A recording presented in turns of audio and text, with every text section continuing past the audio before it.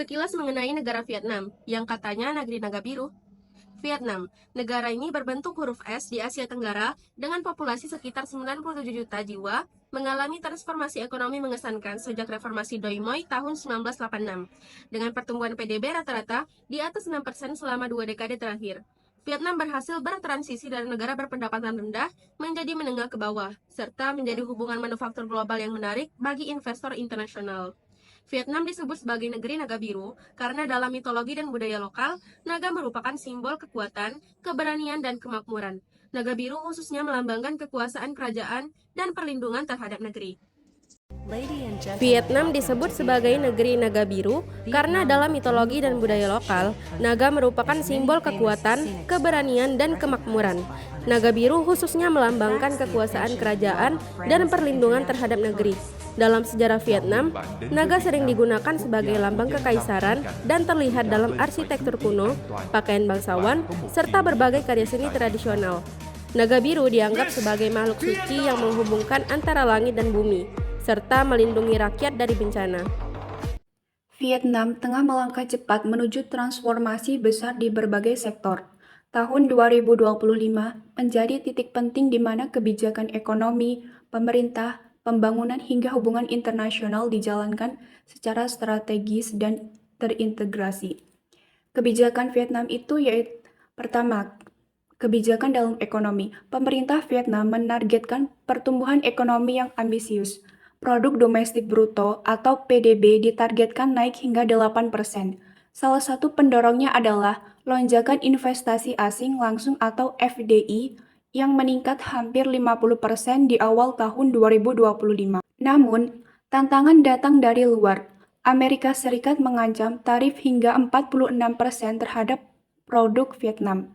Sebagai respon, Vietnam segera melakukan negosiasi aktif untuk meredakan ketegangan dagang tersebut. Tidak hanya itu, Vietnam juga memperluas dengan sayap dagangnya melalui diversifikasi mitra. Perjanjian perdagangan bebas baru dijalani dengan negara-negara seperti India, Brazil, dan Mesir. Di dalam negeri, stimulus fiskal diperpanjang termasuk potongan pajak dan bantuan untuk usaha kecil dan menengah. Yang kedua yaitu reformasi pemerintah. Di sektor pemerintahan, reformasi struktural besar-besaran dilakukan. Beberapa kementerian digabung seperti Kementerian Pertanian dan Lingkungan untuk meningkatkan efisiensi. Selain itu, pemerintah menargetkan pengurangan untuk administratif hingga 50% sebagai langkah penyederhanaan birokrasi dan peningkatan pelayanan publik. Yang ketiga yaitu kebijakan dalam pembangunan dan infrastruktur. Vietnam juga berinvestasi besar dalam pembangunan infrastruktur.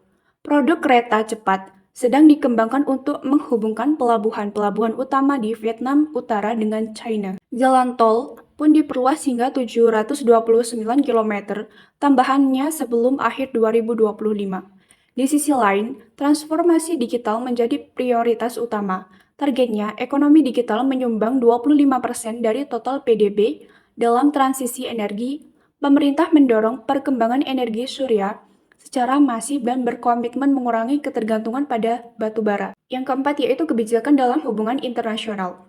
Dalam diplomasi ekonomi, Vietnam memperkuat kerjasama strategis dengan Jepang. Fokus diberikan pada perdagangan bebas dan teknologi semikonduktor. Bersama Amerika Serikat, negosiasi terus dilakukan untuk membuka pasar dan mengurangi hambatan dagang yang tersisa. Dengan langkah-langkah ini, Vietnam menunjukkan komitmen kuat menuju pertumbuhan yang inklusif, modernisasi, struktural, dan posisi strategis di kancah global.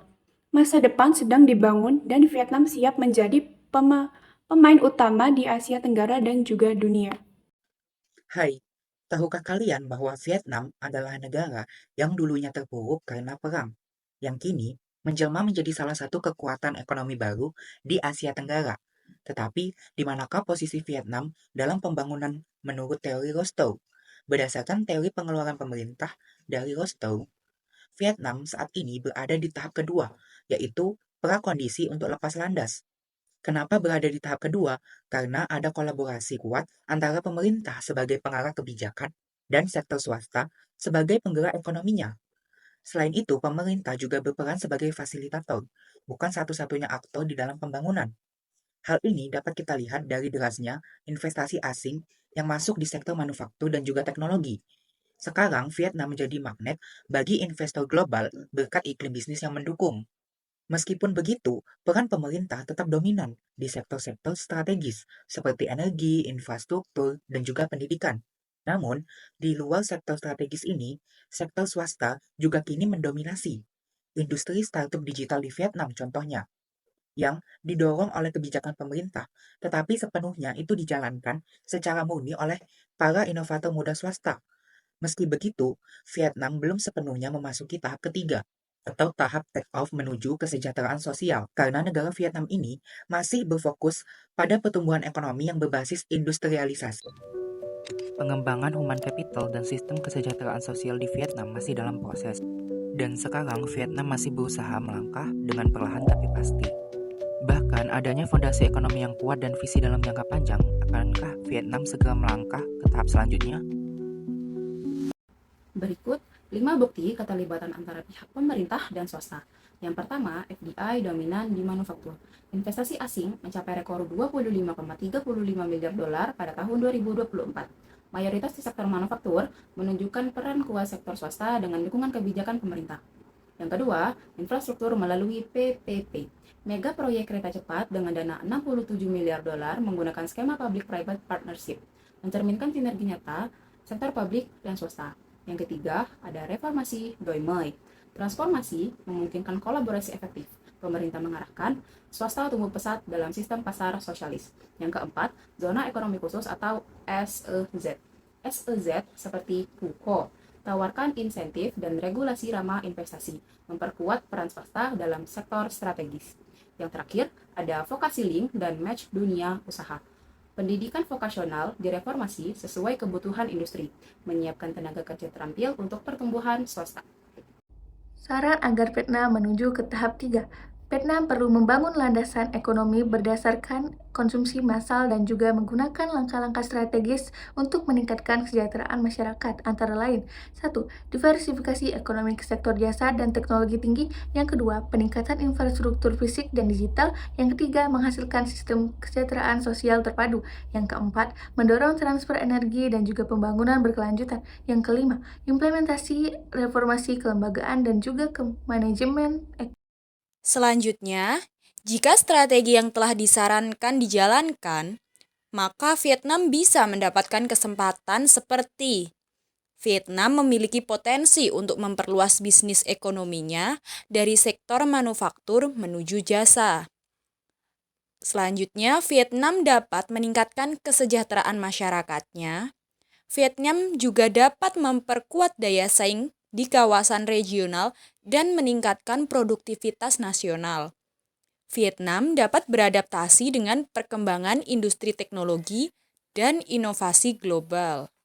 Jadi kesimpulannya, Vietnam saat ini berada di tahap kedua dalam model ROS2, yaitu tahap transisi industri dengan kolaborasi pemerintah dan swasta. Dengan strategi yang tepat, peluang untuk masuk ke tahap ketiga atau social welfare sangat besar, apalagi didukung oleh bonus demografi, stabilitas politik, dan kepercayaan investor global.